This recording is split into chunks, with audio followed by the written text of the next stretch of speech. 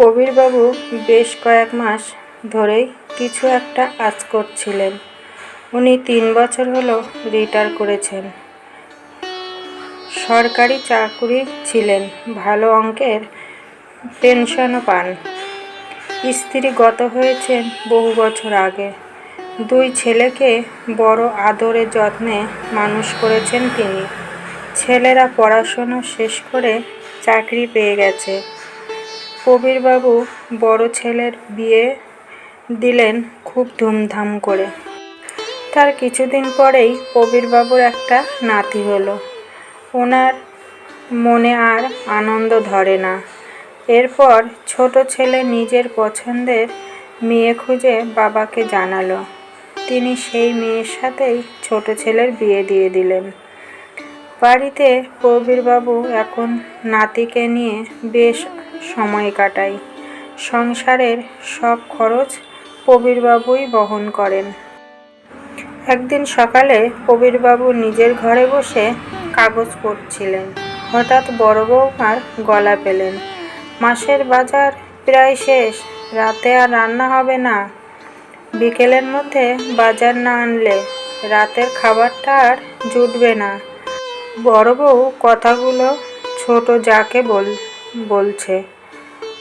বাড়িতে ছেলেদের জন্মের আগে থেকেই মিনতি নামে একটি কাজের মেয়ে আছে। মিনতি প্রবীরবাবুর 2 ছেলেকে মাতৃস্নেহে বড় করে তুলেছে। প্রবীরবাবু মিনতিকে নিজের কন্যার সম মনে করেন। কথাগুলো শুনে মিনতি বলল, ছেলেরা অফিস থেকে ফিরলে কেউ একজন এনে দেবে, চিন্তা করো না বৌমা। বড় বউ বলল, কেন? বাবা তো ঘরেই বসে আছে। বাজারটা রোজ বাবা তো করতে পারে। প্রবীরবাবু ঘর থেকে সব কথাই শুনতে পাচ্ছিলেন। তিনি বুঝলেন সংসারে তার প্রয়োজন ফুরিয়েছে। এরপর থেকে বউদের নানা আচরণে প্রতি বিরূপতা প্রকাশ পেতে থাকল।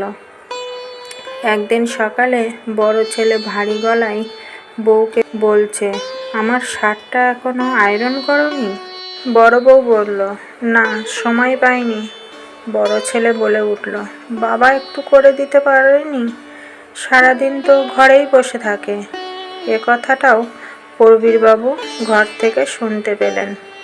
তারপর একদিন এক ছুটির দিনে সকালে ব্রেকফাস্টে টেবিলে দেখলেন সবাই আগে ভাগেই উপস্থিত। বড় ছেলে বলল, বাবা, একটা কথা ছিল। প্রবীরবাবু বুঝতে পারলেন এরা সকলে মিলে কিছু একটা প্ল্যান করেছে। বললেন, বলো। বড় ছেলে বলল, জানো বাবা, কাল অফিসের কাজে শহর থেকে একটু বাইরে গিয়েছিলাম। কাজের ফাঁকে সময় পেয়ে ওখানকার দর্শনীয় জায়গাগুলো দেখতে বেরিয়েছিলাম। দেখলাম নদীর ধারে স্বাস্থ্যকর পরিবেশে একটা সুন্দর বৃদ্ধাশ্রম চালু হয়েছে। দেখে ভাবলাম তুমি ওখানে মনোরম পরিবেশে শেষ জীবনটা থাকতে পারো। আমরা যাব, আসব। কিরে ভাই, কি বলিস? খুব ভালো হবে না? ছোট ছেলে উত্তর দিল, হ্যাঁ, বেশ ভালো হবে। প্রবীরবাবু বললেন, সব তো শুনলাম বাবা, কিন্তু বাবা, তোমরা যেমন আমার জন্য ভাবো, আমিও তোমাদের জন্য ভাবি। তাই আমারও একটা প্রস্তাব আছে তোমাদের জন্য। তোমরাই বরং মনোরম পরিবেশে একটা যৌবনাশ্রম খোঁজ করে নিয়ে সেখানে গিয়ে থাকো। বাড়িটা এখনো আমার নামেই আছে, আর আমি পেনশনটাও পাই ভালোই। আর আমার নিজের বাড়ি থাকতে আমি শুধু শুধু বৃদ্ধাশ্রমে থাকতে যাব কেন? তোমাদের এ বাড়িতে ভালো না লাগলে তোমরা এ বাড়ি থেকে চলে যেতে পারো, কোনো আপত্তি নেই। আমি আর মিনতি, আমরা বাপ বেটিতে বেশ ভালোই থাকবো এখানে। তোমরাও আসবে যাবে, ভালোই লাগবে। এভাবেই তিনি এক ছক্কায় বাজিমাত করে দিলেন। প্রবীরবাবুর কথা শুনে ছেলেরা আর বউরা রীতিমতো হতভম্ব হয়ে গেল, বাকরুদ্ধ হয়ে বসে রইল। এরপর থেকে ছেলে এবং বউমা আবার আগের মতোই সম্মানের সঙ্গেই দেখতে লাগলো। ভাগ্যিস প্রবীরবাবু সেদিন যথাযথ উত্তর দিতে পেরেছিলেন।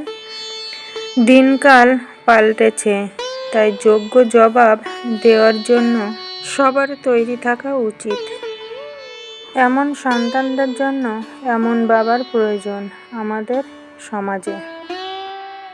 আজকের গল্প পাঠটা তোমাদের কেমন লাগলো অবশ্যই বলবে।